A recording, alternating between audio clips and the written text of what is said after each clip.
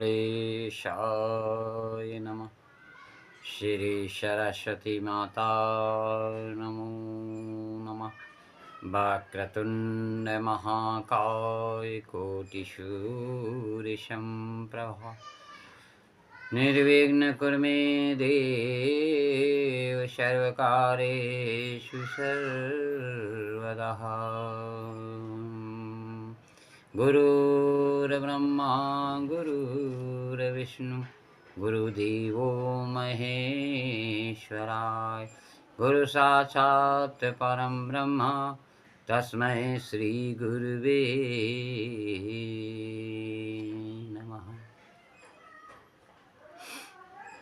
भक्तों,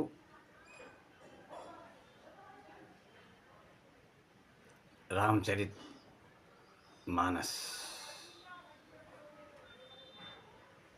की रचना संवत 1631 में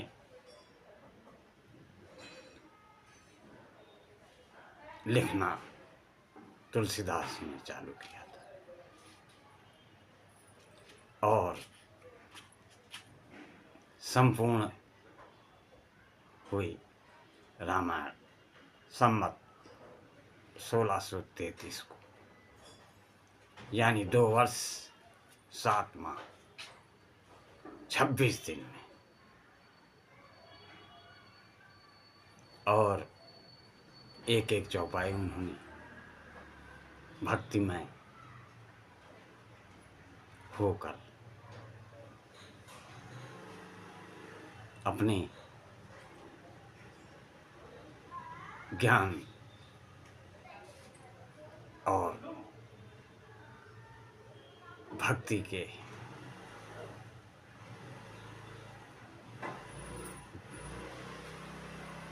हिसाब से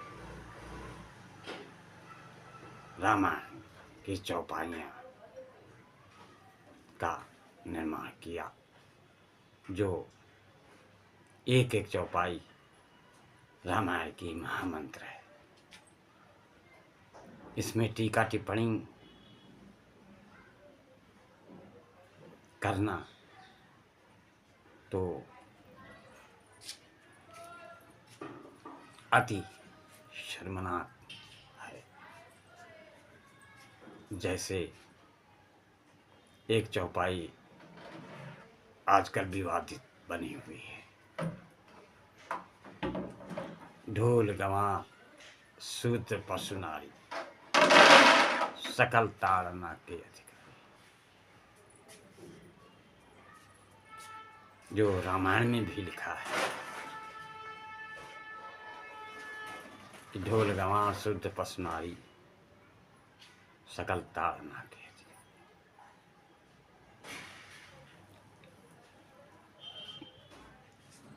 मतलब ढोल गंवार और शुद्ध पशु नारी,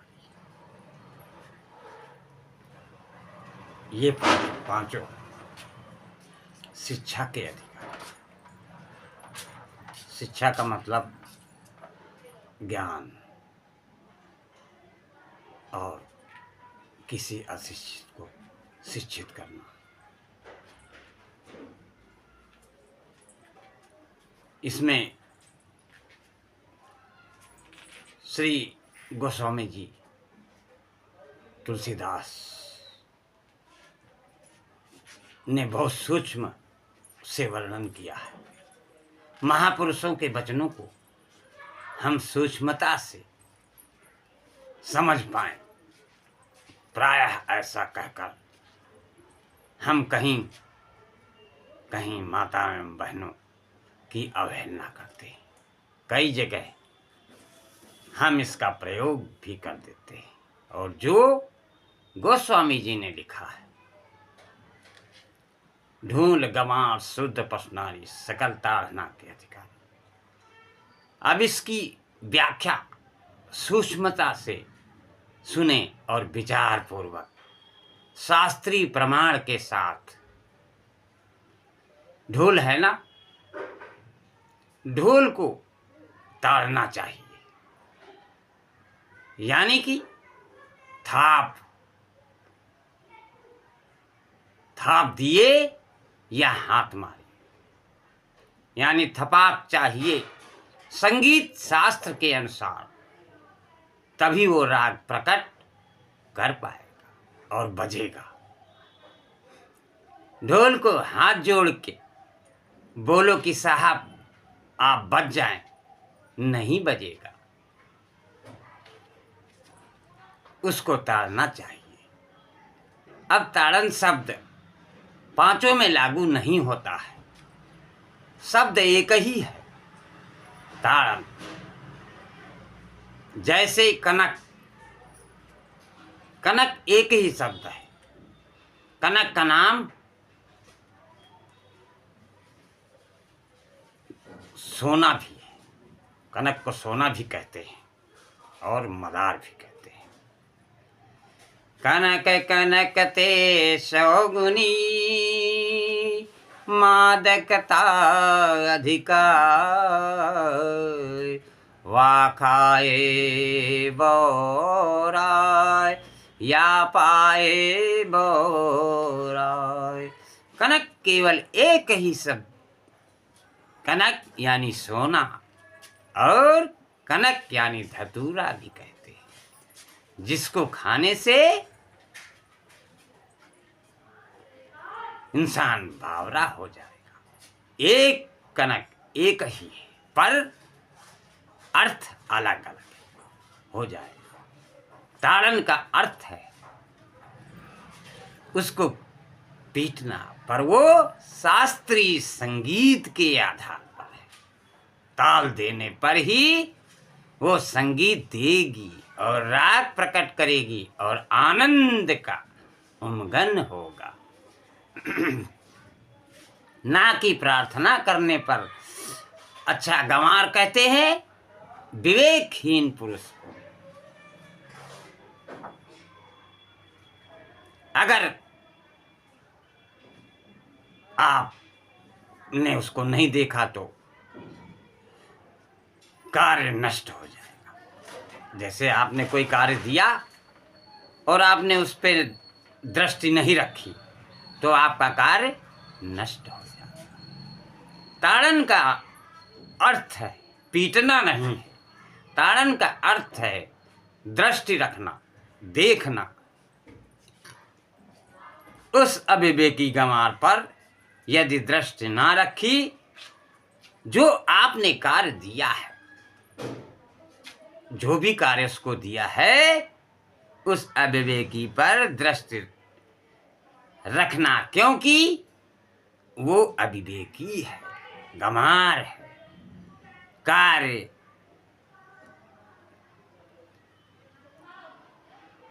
समझता नहीं, ठीक से जानता नहीं है। जहां पर त्रुटि हो संभाल लेना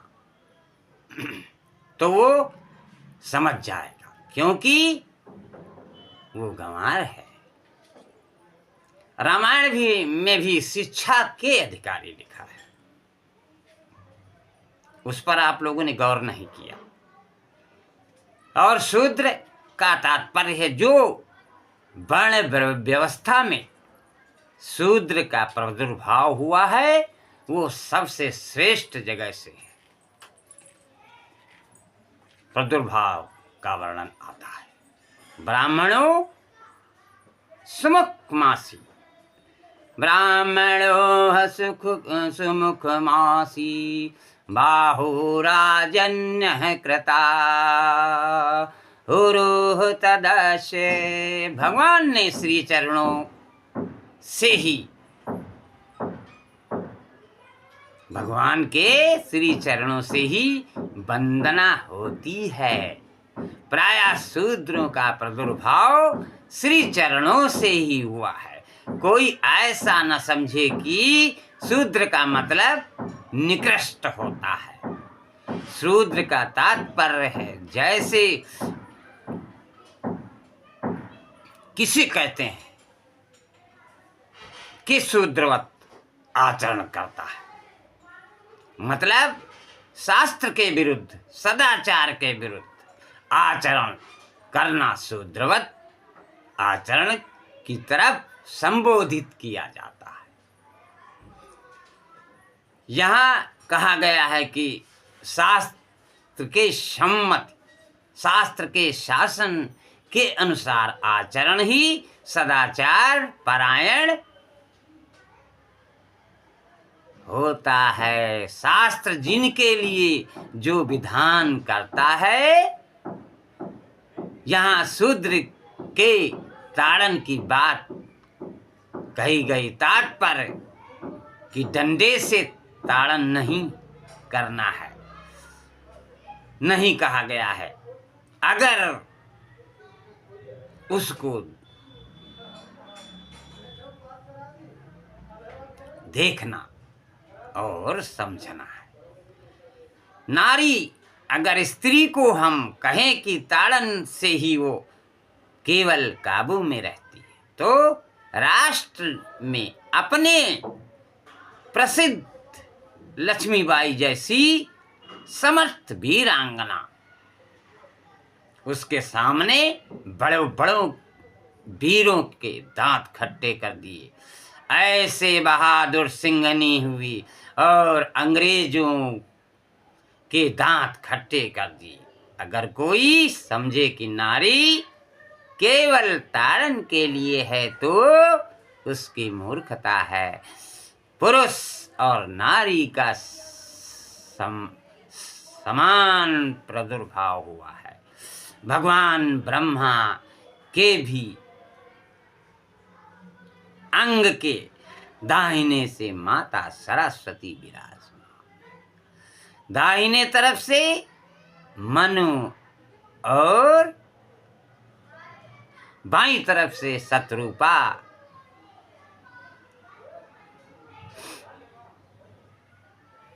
उनकी पत्नी एक ही अंश से पैदा है। एक पुरुष एक नारी रूप धारण कर लिया। अब यही विचार यह है कि उस नारी के ऊपर ताड़न शब्द का उदाहरण का क्या प्रयोग है। जैसे आप मार्ग में चले जा रहे हैं और आपने उसे पीछे छोड़ दिया, तो नारी एक रत्न है। 14 रत्नों में एक रत्न नारी है, जिसको स्त्री कहते हैं। स्त्री को रत्न कहा गया है।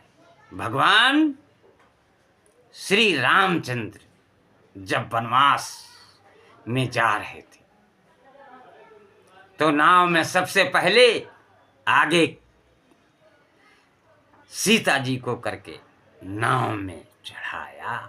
सिया चढ़ाई चले रघुराई, यानी दृष्टि रखो, दृष्टि चूक गई तो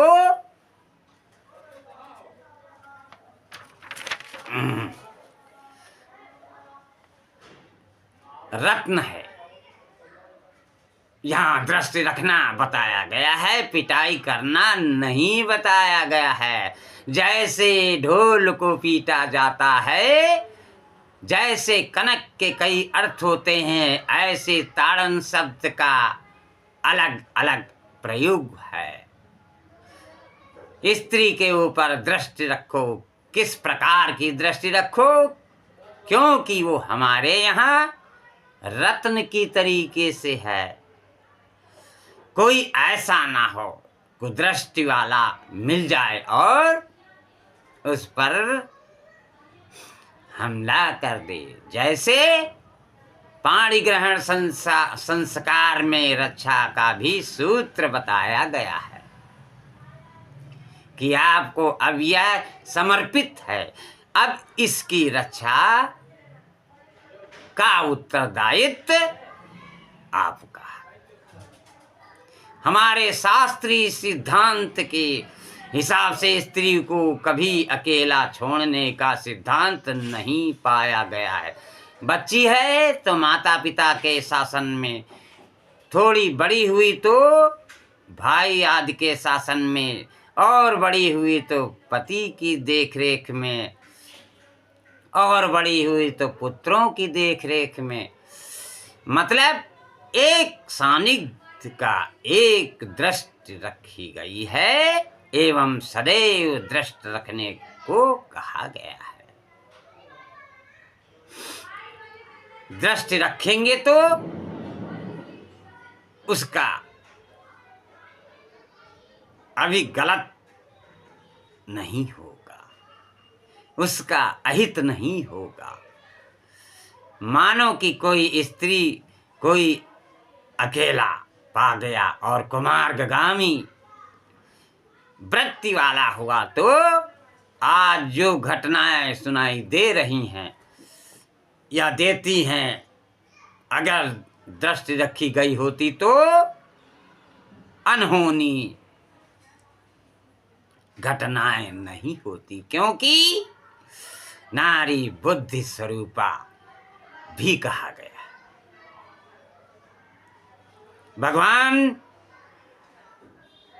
भीष्म जी कहते हैं, मैंने अपनी कुमारी कन्या बुद्धि को, हमारी कुमारी कन्या है, आपको समर्पित करता हूं। तो शास्त्र के द्वारा अपनी बुद्धि को अपने सानिध्य में रखो, कहीं कुमार्ग गामी न हो जाए। यहां स्त्री के ताड़न का अर्थ है केवल उस पर दृष्टि रखना, पीटना कहां लिखा है।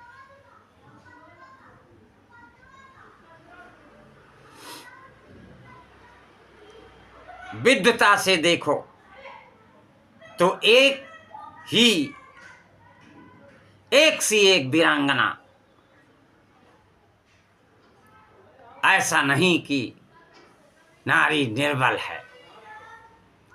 जो सामर्थ्य पुरुष में है, भगवान ने वही सामर्थ्य स्त्री में भी दिया है, क्योंकि भगवान के ही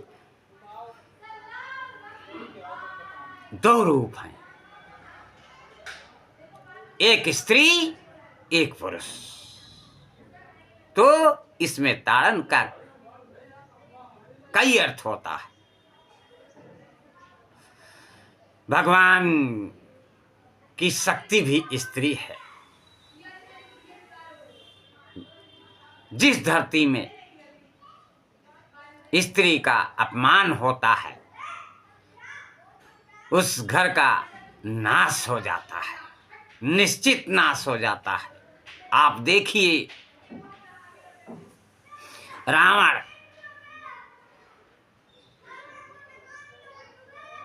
रावण जो था वो सीता जी का हरण कर लाया, उसका नाश हो गया। जब माता सीता का हरण किया तो उसका नाश हो गया। द्रौपदी के प्रति अपमान के बाद दुर्योधन का सत्यानाश हो गया।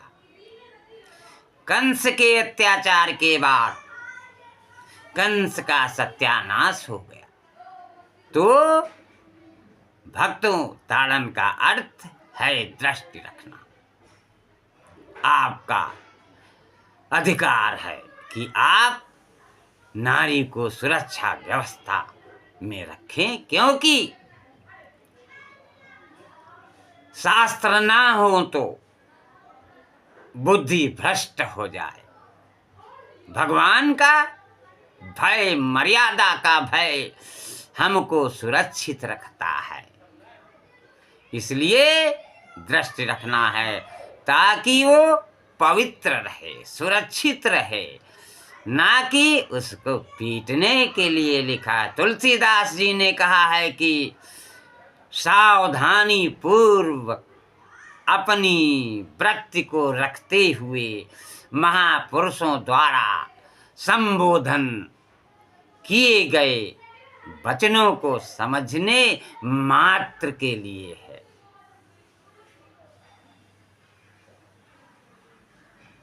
पशु जो है,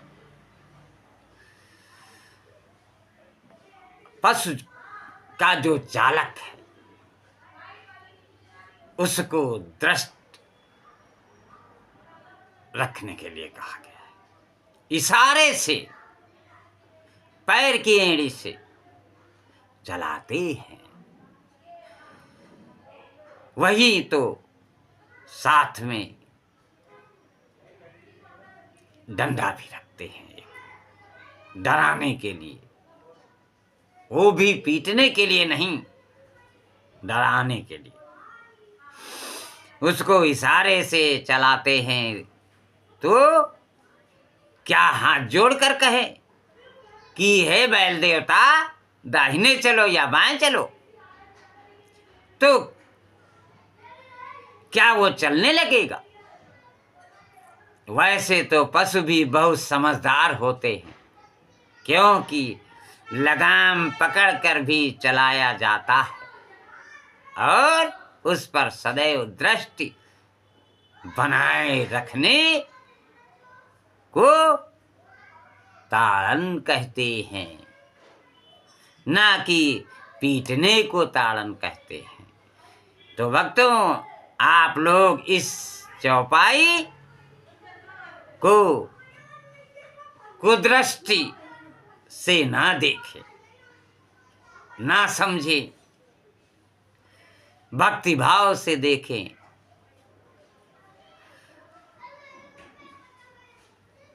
तो श्री राम की कृपा आप पर प्राप्त होगी। सुखी रहें, संपन्न रहें, स्वस्थ रहें।